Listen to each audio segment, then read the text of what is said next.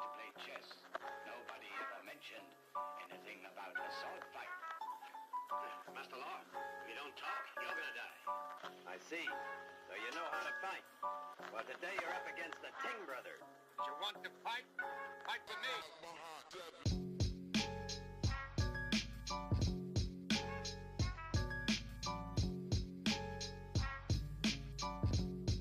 Hi, guys.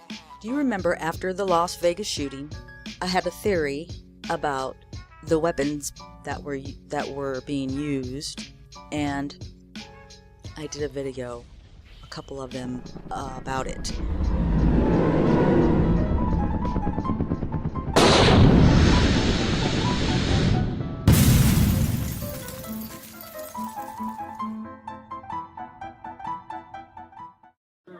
About when he stopped firing and why.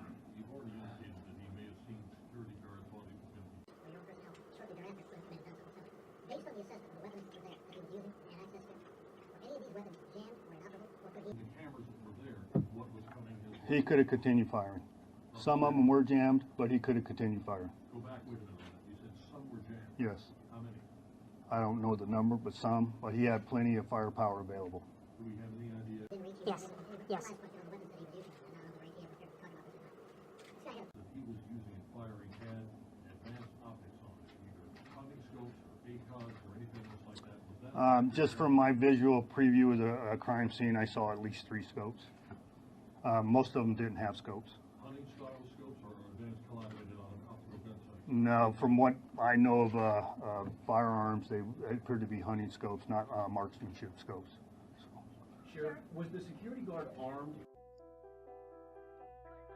Did the sheriff just say he believes that they were hunting scopes? Well, that's funny because I've been looking at the pictures that seem as if they were taken from a phone or a tablet, and something just does not look right. Something looks missing.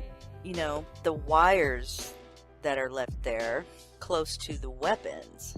And also, I'm not going to include a picture of the man laying in the pool of blood, but if you go and you look for yourself, you will see a wire, a white wire underneath blood on the right, underneath his and close to his head.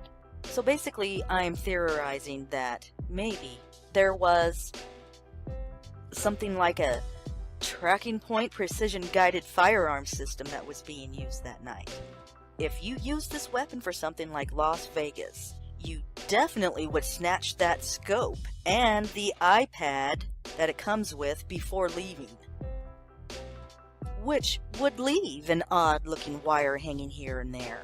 By server inside the PGF that is broadcasting a signal and is allowing your Wi-Fi enabled iPad or iPhone to be able to connect to it anywhere in the world. You do not need a Wi-Fi router or any type of network that's already established.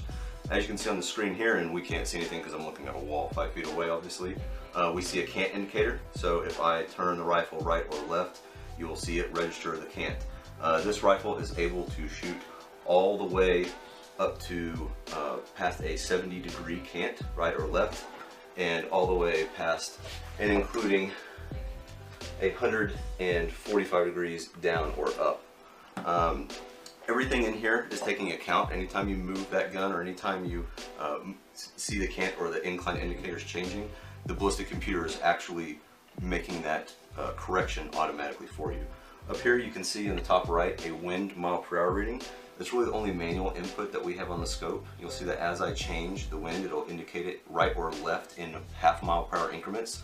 This allows for much easier wind estimation. Instead of holding an MOA or a mill-based type reticle, you are simply making a good wind call and putting in what direction the wind's coming from. So in this would be a 1.5 mile/hour wind coming from the left to right. Now in here you can see in the top left our yardage marker. Now if this was actually close enough for me to be able to tag something, you would see the yardage displayed up here once I hit the tag and track button that we talked about earlier. As you can see, since I'm so close, it's giving me a target not found. No TTX lock, too close essentially. They need to be at least 50 yards for this to be able to lock on. Up here in the top right, going back, you see 2 battery indicators.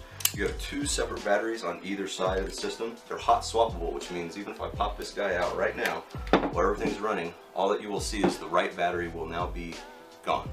That means that everything can stay up and running. If one battery goes dead in the field, you don't have to turn off your whole scope, power it down. You can still do it very quickly.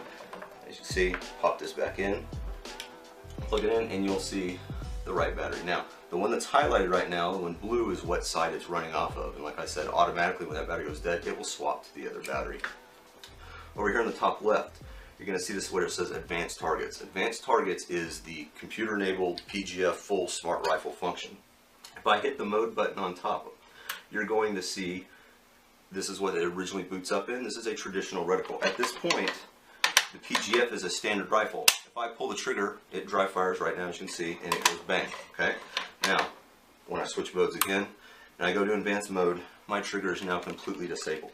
In order to tag and track that target, I'll have to do my sequence of tagging with my red tag button, locking onto the target, holding the trigger to the rear, and then lining up my crosshair with the red dot that comes in the screen. The other item that you're going to see up here in the top left is your bullet selection. With these tracking point firearms, it comes with a choice of either a match grade OTM bullet or an LRX full copper hunting bullet.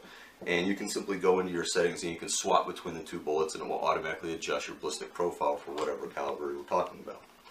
That kind of shows you a little bit about you know, what you're seeing through the scope. You're down here, you have your temperature settings, your barometric pressure, time, and date. This is really good for hunters. It allows you to essentially be looking exactly what the person looking through the scope is seeing, be able to direct them onto the right animal or the right location of what you're trying to, you know, find. When, you know, dense brush, you can say, no, I see what you're seeing, you know, move 2 o'clock to your left. Really allows, you know, a type of involvement with the shooter that's never been seen before. This also is automatically recording as soon as I hit that tag button, which means that any video is recorded up to 60 seconds after the shot is placed. So that means you can immediately, you know, be live streaming, updating, send to Facebook, pretty much whatever you want. Yeah, it's precision guided, similar to the guidance system in fighter jets. Plus, you can stream what you are viewing through your scope to all your friends. Servers? You want to talk about servers? This weapon has its own. Has Wi-Fi, the whole kit and caboodle. Which means digital evidence trails leading and connecting God knows who. It even comes with its own iPad, seen in the photo. The only thing that scope or digital guidance system does not do is calculate the wind speeds. It also comes with a game. It also comes with its own game. My name is Elizabeth Salazar, and I'm working on Venture X, which is the game that actually goes along with the scope. The idea is that it's teaching you how to use the tracking point scope. So to find the animals, you actually like move the device around as if you were moving a sight, and then you tag them and then shoot them. Yeah! Did you see it? Immediate kill. I always feel bad when I wound them instead of kill them. Then they run away, and then it's like animal escape to go die slowly in the forest somewhere. I am not bringing this up to insinuate that any of the law enforcement agencies, the media, or the alternate media is doing a bad job. If this is the case, then wouldn't that change the scope of the whole investigation? Let me know what y'all think about this. This has been me, The People Perspectives. Break this news. At this point, we did, in the last briefing, I was unable to tell you what we retrieved from the house of Mesquite. We retrieved in excess, Aaron, how many firearms was it? In excess of 18 additional firearms.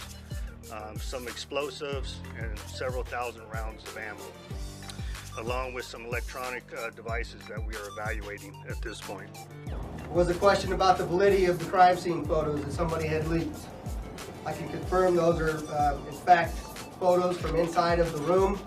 They're in fact photos of our suspect, and as the sheriff mentioned previously, we have all opened up an internal investigation to determine the source of the leaks of those photos to the public. You asked what we found in the suspect's room, and the sheriff spoke a little bit about cameras being located. To clarify, there were 2 cameras located in the hallway so that the suspect could watch as law enforcement or security approached his room. And there was another camera placed inside the hotel room door peephole so that he could see down the hallway. Another investigative issue was cameras. Questions was presented about cameras and whether they were recording. We determined none of the cameras were recording. There was 2 cameras on the room service cart out in the hallway. There was one on the peephole of the front door, and additionally there was a baby monitor camera placed in the general family area of the hotel room. None of them were being recorded. One thing I left out was the initial approach, and they looked out in the hallway when they observed the cameras on the room service cart. It was obviously there was several rounds discharged through the door, and through the blast of the bullets through the door, you could actually see a weapon through those openings in the door, but no suspect was seen. Now, those rounds were the strafing rounds that he put through the door in order to shoot at the security guard.